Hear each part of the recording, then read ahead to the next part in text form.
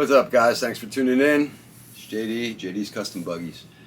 So I figured I would tell you guys a bedtime story, and not because it might be your bedtime, but because this might be interesting to some, and this might put other people to sleep. So, I just figured that obviously, if you've tuned into the channel, you see we have something going on down here, and it's called MBX. It stands for Mini Buggy Cross. I figured that I would give you some insight, some background, and the history of MBX, how it came about, and basically the story of it. Figured I'd also take the opportunity to go over the rules and beg, beseech, and plead that if anybody in Florida has a 150cc buggy and has any interest, we would love to have you come participate and race with us and be a part of our family. And that's pretty much what we consider it as a family. So we'll start with how did MBX all come about, and I'm going to try and just keep it to the key interesting points. So back in 2017, I pretty much had, I was at the shop and I was working on a lot of people's stuff, and my Yerf dog had been sitting for probably a couple of years, and I had kind of moved on as far as the 150cc buggies, at least for myself. So I had built a buggy called Lucifer. It's black. It used to be a Joiner 250. I put a 400L Polaris 2-stroke in it, and the only time I had to ride anymore is basically going out of state and riding. And we get a bunch of us who used to be members of a buggy forum used to have like organized rides where we would meet at a park, riding park, like Brimstone in Tennessee, Rye Royal Blue in Tennessee, Carolina Adventure World in South Carolina, Durhamtown Plantation in Georgia, Black Mountain in Kentucky, and that was my ride. Lucifer was it, and so eventually a lot of these guys lost interest in buggies and whatnot, and it just came down to, it was me and my wife and another couple, and needless to say, to this day, we're like best friends, brothers. We're family to each other, love each other. And it all stemmed from basically meeting them at that first organized ride, which is kind of cool. But my friend had kind of moved on, bought his wife a Razor 800 back in 2012, so she was riding around in a Razor. And then in 2014, they came out with the XP, the Razor 1000 XP, and he had bought one of those. And so then bought his kids a couple of bases. So they had kind of gotten out of the buggies, weren't completely going UTV at the time. And being a wife, I had Lucifer, and she had a 250 Crossfire hybrid that I had called the Crosshammer, because it was half Crossfire and half a Hammerhead. So it was basically a Crossfire with independent rear suspension and a 250 in it. Pretty cool buggy. I still have it. Sits outside, it's collecting rust. I really like to do something else with it, but that's another story for another time. In the meantime, I had bought her a BMS 800 4-wheel drive buggy, and I was still in Lucifer, and then we went to Black Mountain in 2016. It's a place in Kentucky, and found that some of the climbing and the soil and the terrain there just wasn't conducive for 2-wheel drive. And for the first time, where I had plenty of power, I found myself just getting stuck on hills that were soft. I was just digging, where everybody with, all the other machines had 4-wheel drive, had no problem climbing it. So I started making my gears turn a little bit. Like maybe, the more we hit these different parks and stuff, maybe it's time to consider something with 4-wheel drive. Maybe it's time to go to the dark side. Maybe get a Razor, I don't know. But I kind of like single-seat machines. And in 2017, at the beginning of 2017, or at least it was announced, early or late 2016, they were coming out with an Ace 900 XC, and the Ace really never appealed to me because of the suspension on it. They had an Ace 900 SP, just never appealed to me because of the lack of suspension, and it just seemed tippy to me. But this XC was wider, it was longer, had more power, and I'm like, that might be something I would like. So I went and looked at it and picked one up. And couldn't wait. First chance I got, I took it to West Virginia in the freezing cold, and had a blast. And rode went with my friends. Me and the wife went, and ended up riding with like a group of like 20 UTV riders. And spending a whole day out there in West Virginia. It was my first time there. It was cold, but I loved it. So on the way back, kind of thought it might be time to get my wife a razor, and the reason why is we took the BMS with us. But the BMS was so low to the ground, fortunately it was so cold when we drove up there, the throttle cable had literally frozen. So when I went to go unload it off the trailer, I stepped on the gas pedal and basically snapped the cable. So it was grounded to the trailer. We never took it off. So she ended up riding with my buddy's wife. And while we were riding, because we left at 9 a.m., we didn't get back till 2 a.m. with this group of people. You could ride in the roads, and we went out to, big group of us went way too far out, and then stopped for dinner, and ended up getting back at like 2 a.m. And I thought to myself, besides it being cold, we had crossed so much water that had she been in the buggy, that she would have been up to her neck in water, and it's 40 degrees out, like the warmest it got all day was 40, and that wouldn't have been good. So on the way home, we actually stopped at the same Polaris dealer where I got my Ace, and we bought her a 900 razor. So shortly after, like within the same month, a friend of mine had brought to my attention that they were having UTV races at a local park here that was called Florida Tracks and Trails at the time. Having a big event. It was going to be quad racing and UTV racing, and they're going to have a million different classes. And one of the things that appealed to me is they said they were going to have a single seat class. So I was like, that's for me. I'm going to go. Because at the time when I was looking for my 900XC, which is single seater, there was only two there at the same dealership, and I bought one of them. So I figured, at least I won't be underpowered or under suspended, you know what I mean? Because nobody else, there's only one other one in the state that I could find. So I figured I'd have a chance of doing well. So we showed up, and come to find out that no other single-seater showed up. So I ended up racing with the only guys who showed up were guys with a bunch of Razor 1000s. I ended up racing with them. Took third overall. It was two motos. I took third in both motos, got third overall. So it was actually really cool. So it was the first time racing on a motocross track with anything. And when we got done, the guy who had organized and put the event together, his name was Jason Snyder, and became friends with him on Facebook. And had the thought that how much fun would it be to, he was talking about throwing other events, and if he did, I was like, how much fun would it be to do a buggy race on a motocross track? So he just made an announcement on Facebook at the time that he was working on putting another event together. And so I reached out to him on Facebook, and I said, hey, if you got a chance, give me a call. I have an idea. So he did. He gave me a phone call, and I'm telling him about these buggies that I sell and work on, and yada, yada, yada, and how cool it would be to get a bunch of grown men trying to race these go-karts on a motocross track. And he had a bunch of questions. Do they have suspension? He'd never seen one before. So I was explaining, I sent him a bunch of pictures, and he's like, yeah, let's try it. So I began by calling every customer, everybody I knew with a buggy in the state of Florida, and had been able to muster, I want to say we had 11 or 12 adults, and I want to say we had maybe 5 kids. And I had to write rules. So I basically wrote the rules.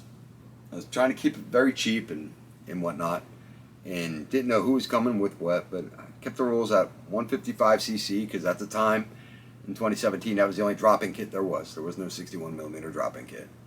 So we kept it at 155. What I was trying to avoid doing was keep it cheap, that people didn't, like, for the do-it-yourselfers, they could just drop a big bore kit in it, different head, cam, this, that, the other thing. They could do it themselves. They didn't have to pay anybody to bore a case or go to a machine shop or anything like that. I was trying to keep it as economical as possible and trying to keep the machines as even as possible.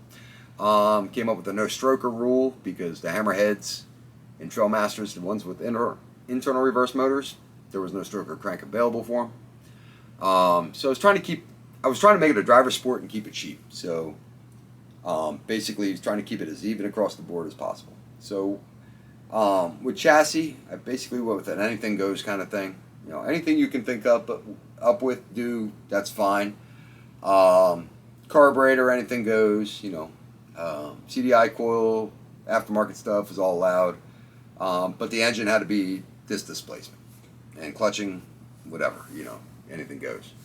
So at that point, what was going to differentiate the buggies themselves, or the motors in the buggies, was going to be the clutching.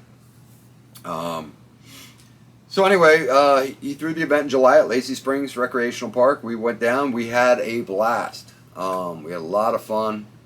The event went great. It was crowded.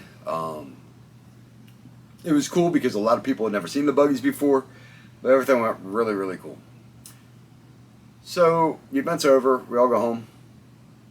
My phone starts blowing up. When's the next one? When's the next one? When's the next one?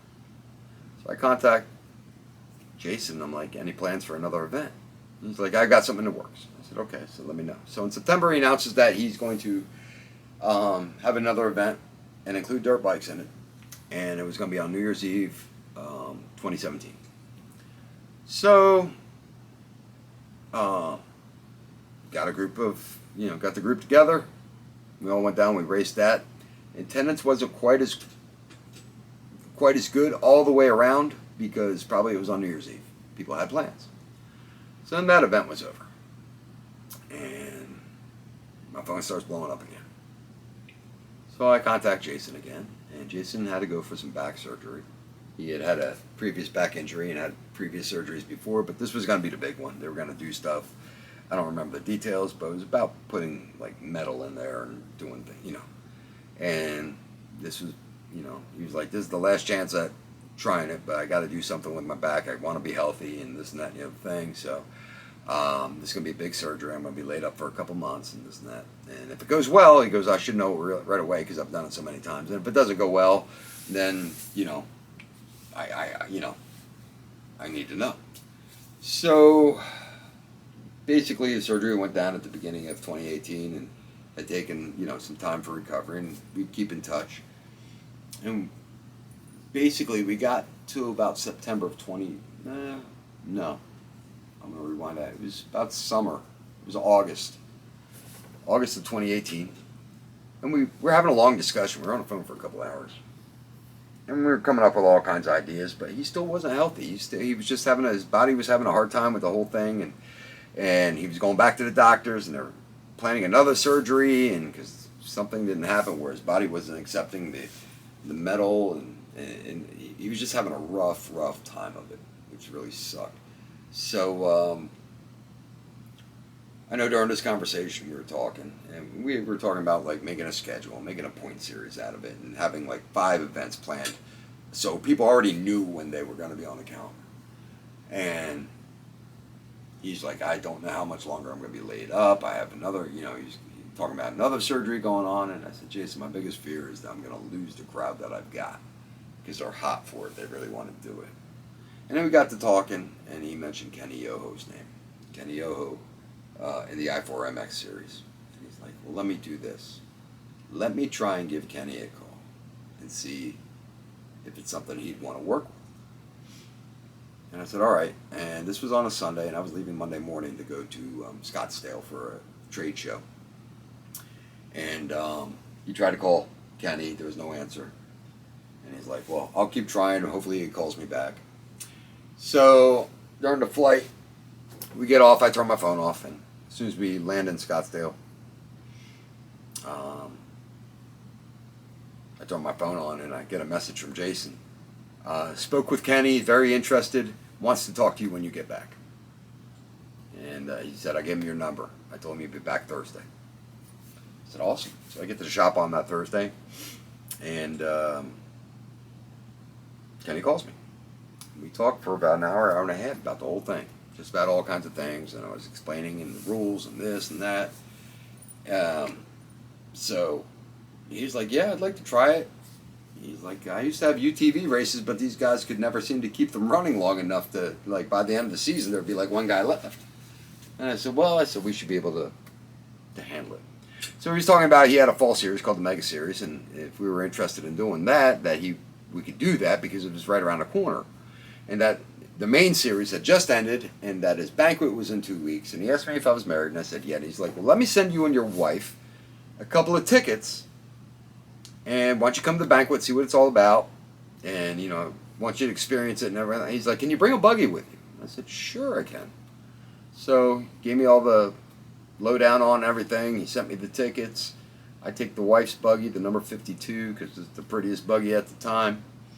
And pull up there, and I walk in. They're setting up the banquet and everything, and I find Becky, Kenny's significant other at the time, and introduce myself, and she's like, oh yeah, we're waiting for you, blah blah blah, and there's some double doors over there, if you need help let us know, you can bring the buggy in and put it on display. And I said, all right, great. So we got the buggy in, and we found a table, and we sat at the table, and we're just looking around and taking it in and everything. It's a catered party. They got video screens up, they got all kinds of trophies, prizes. And I'm looking at Amber, and I'm like, this is pretty legit. And then I see what might be Kenny. I never met him before, so I went up and introduced myself, and he's like, hey, glad you can make it, blah blah blah. And he's like, yeah, he's like, I might call you up here, say a few words. I'm like, oh boy. Okay. So we watched all the ceremonies go on, and we're watching, we grab something to eat, and we're sitting there, and people are coming up and looking at the buggy and asking us questions. Bunch of people that we had already met at the previous events that Jason threw. There was Chris and Derek from Lazy Springs. They, oh man, the buggy's coming to I-4. Yeah, oh, that's gonna be awesome.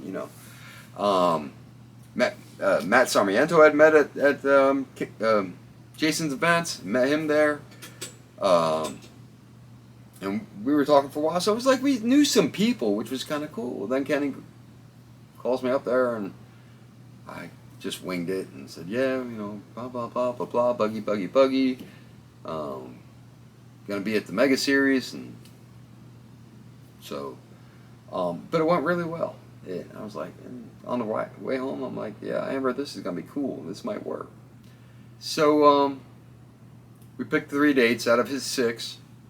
We decided we're gonna pick 3 dates and make it the Triple Crown race out of his 6 dates. And, the racing was great. We had a bunch of kids show up. We had a bunch of adults show up. I want to say we had 13 at the gate drop for the first adult race. It was at Florida Tracks and Trails. And then we raced at, what was the schedule? Florida Tracks and Trails, Central Florida MX, or Florida Central. The track had closed, the middle one that we were at, and then the last one was at Lazy Springs. And ran the events and had a great time. We all got plaques. I mean, everything, the infrastructure was there. Kenny had it all set up already. I mean, he's already, it's already got, flaggers were there. He had staff, he had plaques, trophies, and then, at the end of the main series, this banquet, and at the end of this one, there was actually a ceremony where we all met at Bartow Motocross Park, and had like the whole end of the Mega Series trophy given away and stuff. We weren't even racing that race, but we all went and showed up and did the ceremony with everybody, and it just went great. So everybody was happy. And then 2019, we raced the main series, and have raced on the main series ever since, and that was basically picking 6 out of 12. The first 2019 series, so Amber had won the championship in 2018, so it was kind of cool. My wife won.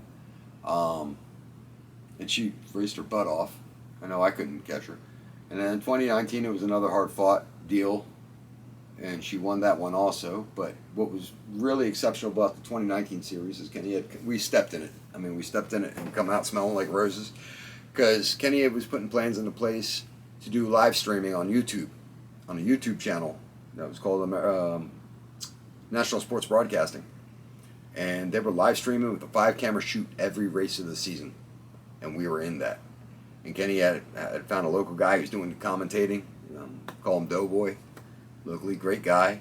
And by the end of the season, I mean, he was just like the biggest advocate. He knew by the end of the season, he knew everybody's names. He knew all the buggy people. He's one of us. He was definitely into it, and the commentating was awesome. So then Amber won that one, and then basically we've been with Kenny ever since. 2020, 21, 22, and now we're in the middle of 23. So we're literally at this point, MBX is 6 years old and 5 years with Kenny. This will be the 5th year with Kenny. on the I4MX series, and it just all came together perfectly. I mean, there's hiccups along the way and whatnot. And at this point, I'm just trying to get a sport going and grow it. And, sport for us, buggy people. So we are in our 5th season with Kenny, and we have a great group of people, and it is awesome. And so we're in Florida. We travel basically the way the whole thing works is I4MX. Basically, every January they come up with their schedule. Kenny does, and then he sends me the schedule, and I pick 6 out of those dates. And 6 seems to be a good number. Usually has 12 races. We pick 6 out of them, and it seems to be a good number because I try to space them 3 weeks to a month apart. Nobody who came into MBX had ever been on a motocross track before MBX, so they're not used to the weekly grind of racing. I am kind of used to it from stock car racing, and it is a weekly grind. It was an extra 40 hours a week I would put into a race car. So it was like having 2 jobs, and the one job was just maintaining a race car. Why? To be super competitive, just to be competitive with everybody, at least in the class you're running. So that was one of the reasons why after a couple of years I had gotten out of stock car racing, because of that daily grind. So I figured that if I could space these races out every 3 weeks to a month, that would be good. We do the best we can with the schedule that we're given. And then I try to keep it so there's, there are, basically we have racers from Fort Myers area all the way up to Ocala. So I try to space the races where it's equal travel time. There's not too many races in the south, not too many, So everybody's basically doing this, trying to make it so not one person has a complaint about the travel they have to do. You know what I mean? So it's pretty much equal. And we all basically help each other in the pits. I mean, the thing is that we're a growing sport, or at least we're trying to be.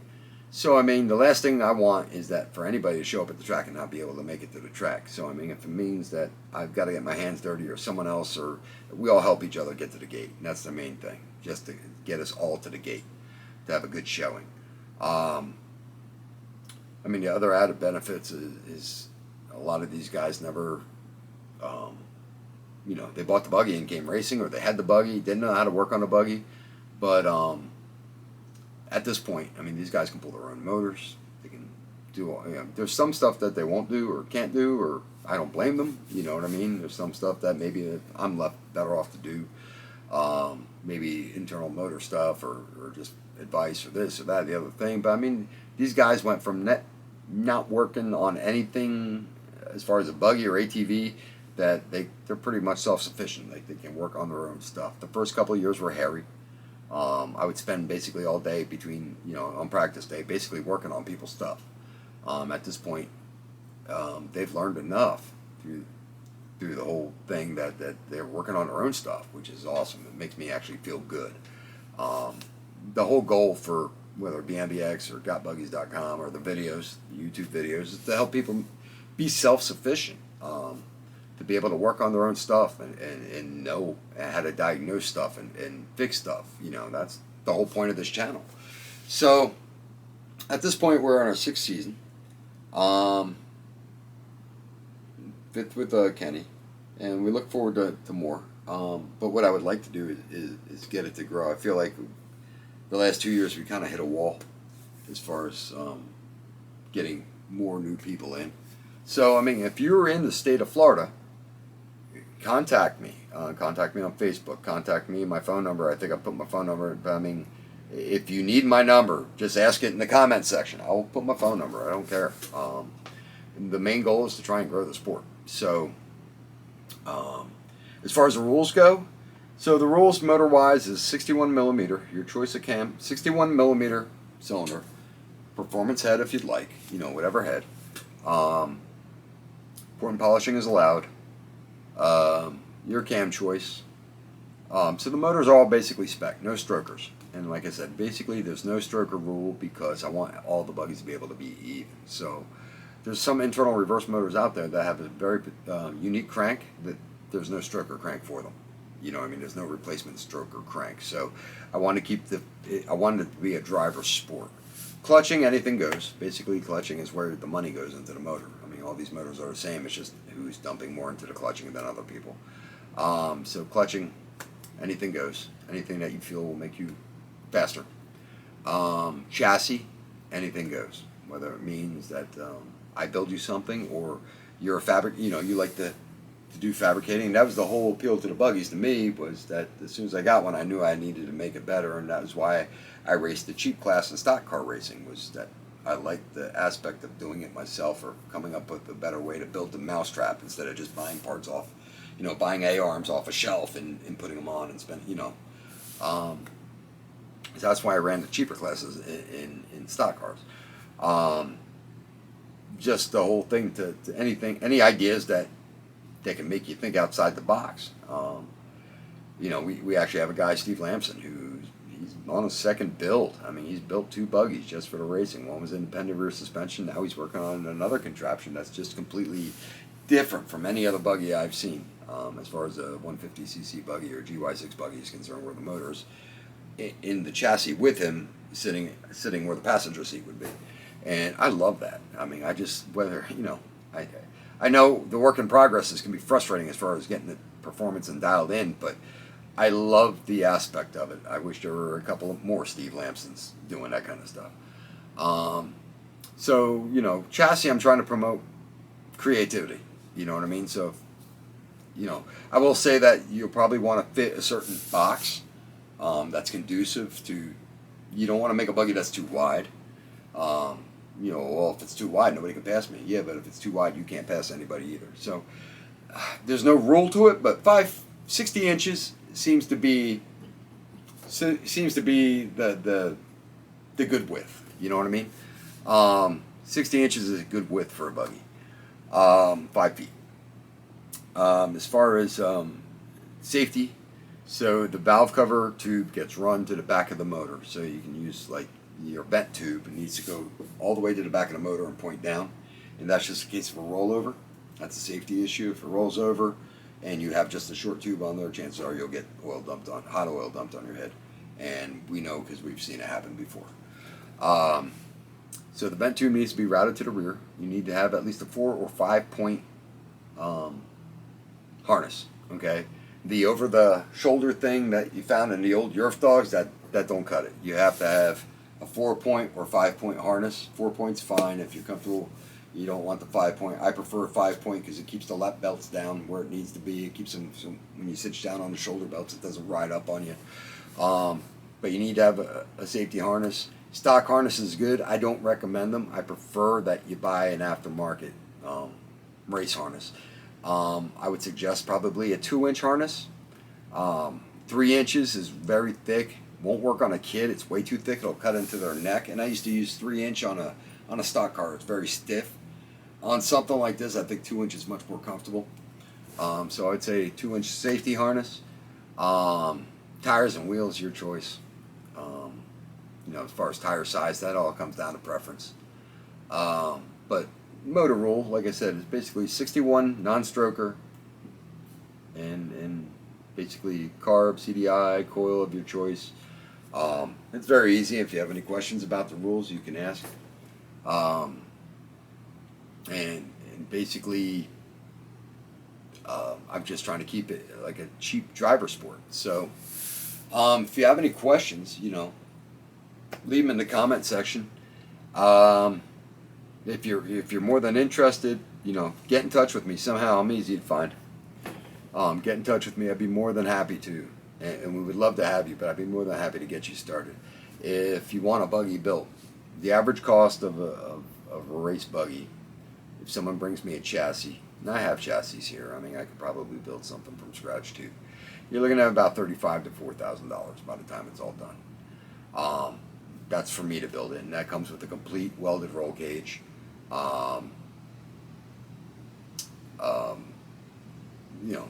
Full decked out, ready to roll, turnkey race buggy. Everything welded, fabricated, front end fabricated. I don't use stock front end stuff on stuff I build. I build my own stuff. Trying to get the best handling, best riding buggy I can get you. You've seen some of the builds on the YouTube channel, so you pretty much know what it's about. as far as that's concerned. But we would love to have you. I can't beg you guys enough. Now, as far as the name MBX, or for those of you who aren't in Florida and want to start something like this, the actual name MBX is trademarked. I own that, and that's so I can put on T-shirts and sell it and this and that and the other thing. So using the name MBX, it's mine. But to do something like that, I mean, the only two things I can suggest is, A, you need the numbers. You've got to get the guys. You've got to get 10 good guys.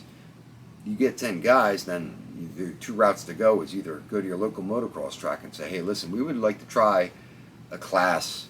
And you can borrow everything from me. If you need to show a track owner video, use my videos. If you need to take the rules, so you have a good baseline for the rules, you can take the rules. They're on the MBX. There's an MBX Facebook page. I need to tweak them and change them because I still believe it says 58.5 millimeter and whatnot. You can borrow anything you want from me except using the name MBX, which if I can figure out how to do something, listen, would I like to make a little money off of it? Sure, because it would help me pay for all the infrastructure on my part. I do buy the prizes at the end of the year because, Kenny's giving away motorcycle grips and a goodie bag and stuff for all the winners and stuff, and that doesn't work for a buggy. So I have, the past couple of years, put together my own goodie bags for the buggy people. I've put together extra awards for the buggy people, So, yeah, I mean, I don't make any money off of NBX. As far as registration fees and stuff like that, that goes to I4MX or the racetrack. I make nothing. So I figured it would be a smart move to trademark the NBX thing because I wanted ownership of at least the idea of it. And this way I can make T-shirts and this and that and the other thing and whatnot. So that property is mine. But as far as the idea, if I could help you guys get something started in your town and you need help to do it, anything that you think I can, ideas and stuff like that, I'd be happy to help you out. Now, as far as if you are in Florida, and you want to get involved. So what does it cost other than the machine and the buggy? So when I go to the track, what am I expecting to pay? So for the most part, it's a $30 annual fee that goes to I4MX, and what that pays for is the banquet at the end of the year and the trophies. Make no mistake about it, Kenny makes a living at I4MX. That is his job. That's what he has to do, So that's for what he does for us and all the local racers here, whether it be on dirt bike, quad, and this and that and the other thing, to keep it going, it's worth every penny. So $30 goes to I4MX. Now, as far as going to the track, and so what I do know is race registration is $30. So when you race, you pay $30 on Sunday to race. But the tracks, most people go in on Friday night, they camp, and then practice, and then race on Sunday. So we make a weekend of it. So most tracks are different from track to track, and they all have their own little different way of charging. So there might be a camping fee, and then a practice fee. With the camping fee, most of the time is also included as a gate fee. So usually sometimes you roll up on a Sunday or on a Friday, they charge you $25. If you roll up on Saturday, they charge you $20, and if you roll up on Sunday, they charge you $10. Okay, or it might be $30, $20, $10. It differs from track to track. But then there's the $30. It's usually $30 to practice on Saturday. Most tracks are different. There might be some tracks that charge extra this, extra that. Of course, if they have hookups for campers, that's going to be extra. So, like I said, it differs from track to track. What is consistent is that Saturday practice is usually $30. The I4MX registration, the annual fee is $30, and race is $30. Now, the annual fee is just a one-time deal. So practice and racing is what you pay for on the weekend basis besides your stay at the track. As far as, I've been asked a lot of times, is there like a 420 class? In other words, like Predator 420s and whatnot. I don't have a problem. If you have a 420 and you want to come, bring it out. We've had two different guys with 420s come. I know if that's what you have right now and you want to get your feet wet, yeah, come do it. Come race with us. Come have fun with us, man. If you think the 420 is going to be a regular competitive thing, so far it just hasn't been. So it might be your gateway drug to start considering maybe a GY6 motor. We've had a guy with a 250 come run with us and was was okay. It was competitive. But that was it. It ran with us, you know. It ran with us, and I'm pretty certain that the way I have the rules and the motors that we have now on the track, not only are they evenly matched, but they could basically hold their own because of the lack of parts on the 250 buggies. As far as the motor parts, you know, lack of performance parts, I should say. I'm fairly certain that between a 420 and a 250, that the built GY6s that we're running now, for the most part, will definitely hold their own and pretty much as of right now are leading the pack. So I mean, but if that's what you have, let's say you put a 420 in your Yerf dog and you want to come check it out, yeah, do it. Come on out, absolutely. You know. So anyway, I think I've covered a lot of it. That's basically the gist of it. This is my baby. This is my passion. I'm tired. I got 2 different businesses. The shop being one. MBX is a passion. It's not even a business. I don't make a penny off it. It's just something that it's a passion that I want to see through. I want to see through that it is, you know, whether it means that we get more people down here racing, and maybe that leads to more dates on the schedule. More people, more dates on a schedule means that the buggies get to race more, but we can do a drop date because obviously, you know, like even Kenny's got one where at a certain point in the schedule, if you miss it, or you can miss a race because they'll take your worst race and, you know, drop it from off the points, you know, your worst result and stuff.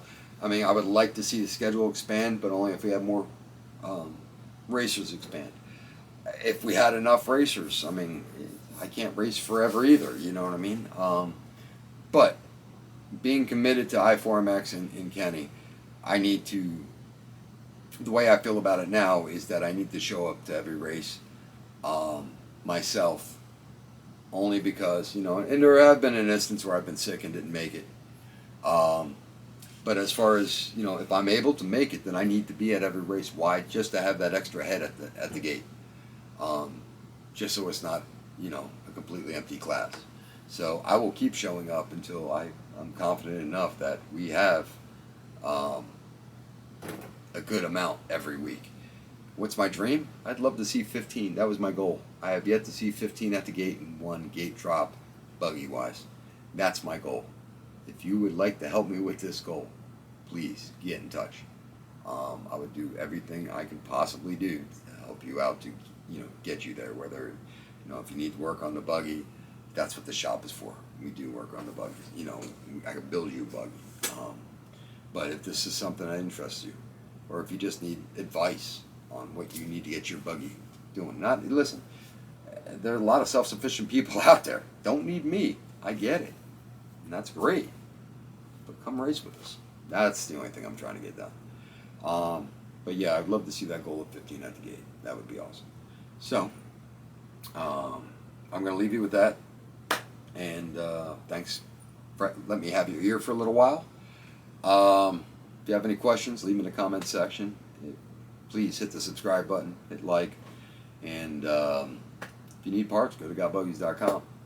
That's what keeps, I guess you could say the shop is what keeps us all going. I don't make a living at the shop, but the shop gives me the little bit of extra scratch that I can do things like MBX, and you know, basically puts parts on the shelf, pays the mortgage and the electric. So that's it. Thanks a lot, guys. Appreciate it. JD's out.